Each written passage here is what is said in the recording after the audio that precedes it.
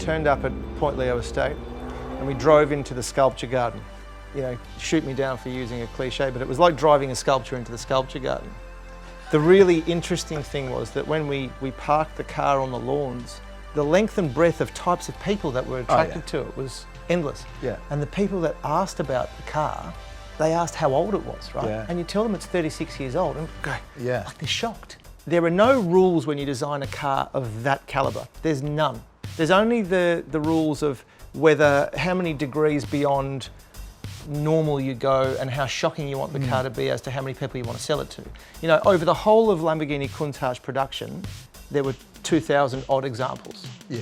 Whereas Ferrari built more than 10,000 Testarossas. I can't believe that. Between 84 Yeah. and 90, and then about 15,000 including the later derivatives, right? That is a lot of cars. Huge number of cars. Okay, and people recognise it, but they don't realise that there's so many of them. But you know, you watch these people interact with the car and its shape and the things that they point at and what they notice about it, and it's sculpture. It's got the supercar thing down because it draws people in.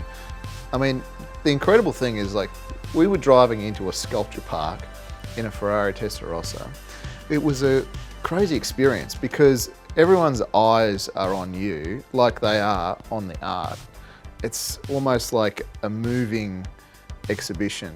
People are so drawn to it. And they get pulled away from, you know, people academically looking at sculptures and they go, whoa. Yeah, I mean, these people were looking at some incredible sculptures, some really well-known sculptors, and their heads are turned to the Testarossa. I mean, that's got to tell you something about the car, doesn't it? But it's the work of a well-known sculptor, you know, like. This is true. Pininfarina and all the gentlemen that worked for him. That project was run by Leonardo Fioravanti, who had done, helped with the Dino and helped with this and done things.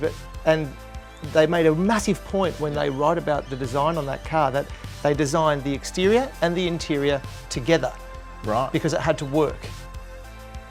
There was no sort of extravagance about the exterior and then an interior that meant nothing. They thought it all out. They wanted it to be a place that their clientele would be comfortable to use. And it shows in the thing, it just shows. For such an extravagant car, it's usable. The Countach I love. So this has elements of that. The shape, the strakes down the side, it's all of those 80s things, but then it's Ferrariized. So it's not crazy, it's pared back, it's got elements of elegance to it, and there's lots of little subtle design features which don't just shout at you, but they'd still draw you in.